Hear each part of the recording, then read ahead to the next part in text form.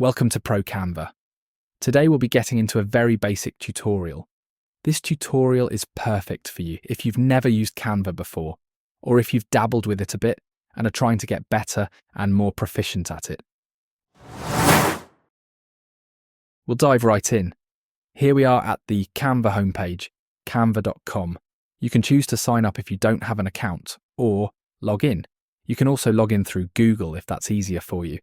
Go ahead and pause the video if you need to sign up or log into your account. This is what your Canva homepage will look like. You'll see all kinds of options for starting points at the top. Whether you want to make something for social media, print, or any other type of digital content, there's an option available to make it easy for you to get started anywhere. Even this video you're watching right now was edited in Canva, so you can see how intuitive and easy it is to use.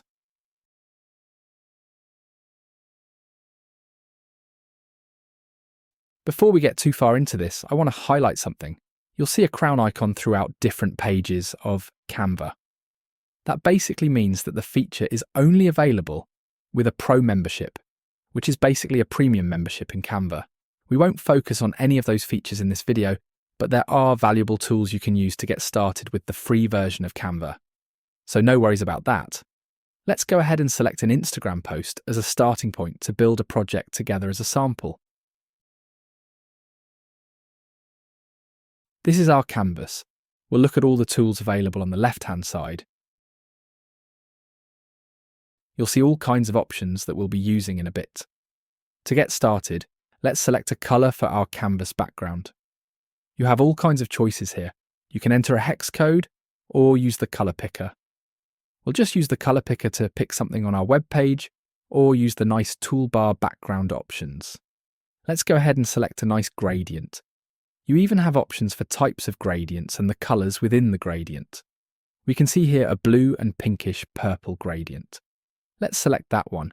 It looks like a decent option to get started with. Right from there, let's look into some elements.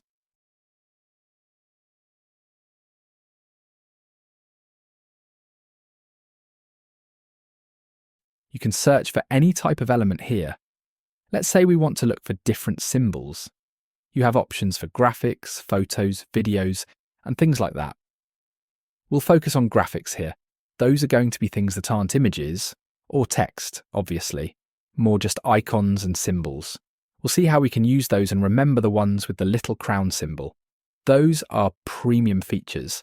There are still a lot of options available to free users though. So let's just use an icon to see how we can duplicate it. You can select it after you choose the icon, or you can type Ctrl-D or Command-D depending on the computer you're using. You can then align it using the pink lines on the side, which will show you how to best align the symbols. This works with text and images as well. It's very intuitive to use and helps ensure those things are aligned on the page. You can also select them like you see here, or you can click on one, hold Shift, and then click on the other one to select them both. You can then click the Align Elements button, which will allow you to move them together easily.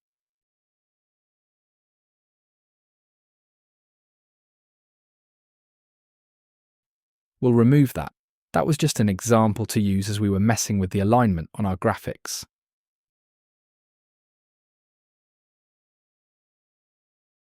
Up next, if we go over to our toolbar and hover over it, you'll see it's easy to add text. We can click on a text box or we can get into the default text styles, which we'll go further into in other videos.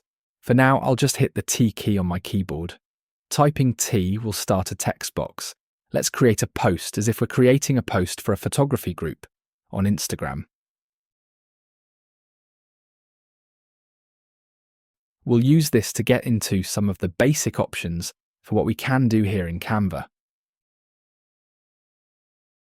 You see, this is the toolbar I was talking about earlier.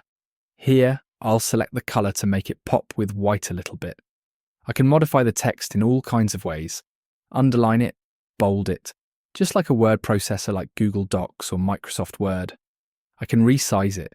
I like to use the alignment button. It makes it nice and easy.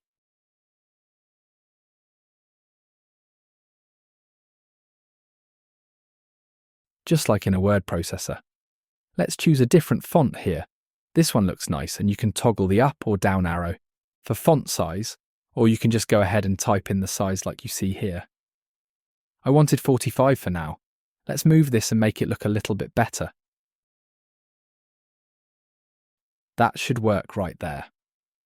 You can also hit the position button, which will allow you to align it precisely.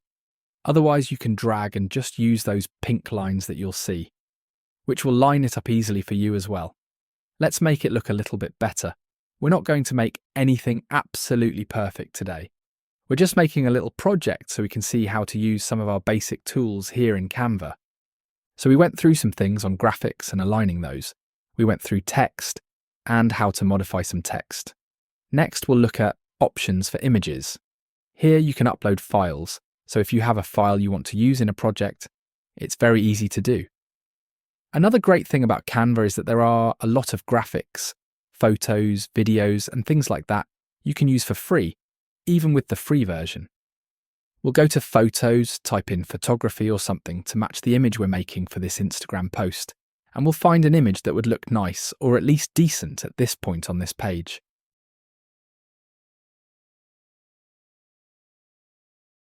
Remember, we can avoid the pro features at this point.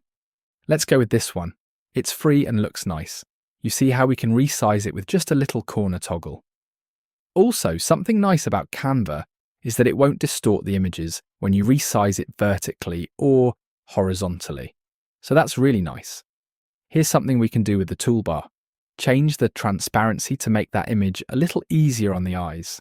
You can use the slider, or you can type in a number on that transparency slider as well. Same with corner rounding. That's something I like to do that makes it look a little bit more modern and sleek. We'll drag that around and align it with that pink line there with our text. Let's find another image. Canva is even recommending these to us because they probably fit the aesthetic of this other photo. So we're going to resize that, get it to match, align that, resize it a bit more.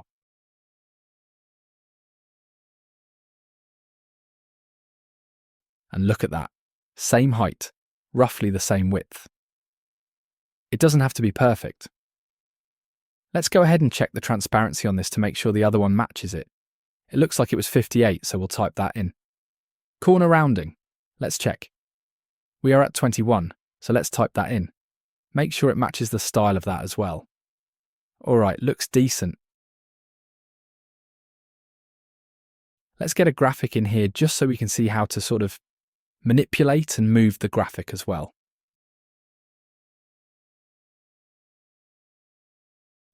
So we'll select that one. Oops, delete one of them. We accidentally did two. I just clicked on it and hit the backspace button. That's a shortcut. All right, move it around, resize it, whatever you need to do. You can even rotate it. You can do that with essentially every type of element in Canva.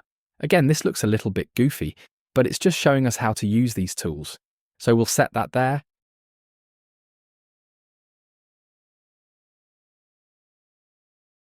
From there, you'll notice at the bottom we have basically our outline showing how many pages we have.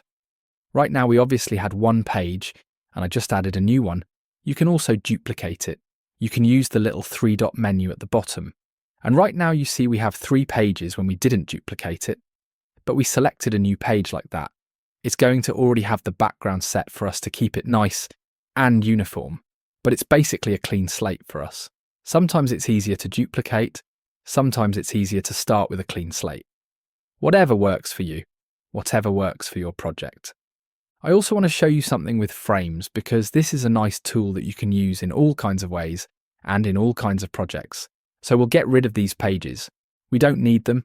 We're going to kind of crowd this first page, and I will show you how to use frames here. So click Frames. Go ahead and click one, and you'll see how this is used when you select this.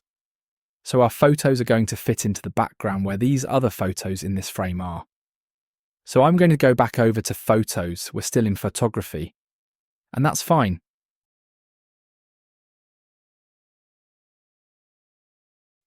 Let's find one that will work. That one works fine. We're going to drag it over that middle photo, and it takes up the spot of that middle one perfectly. Same thing here, same thing here. And now you have that frame where all of those photos fit perfectly. You can resize it, it doesn't distort it. So as you saw on the Frames menu, there are all sorts of options that you can choose from.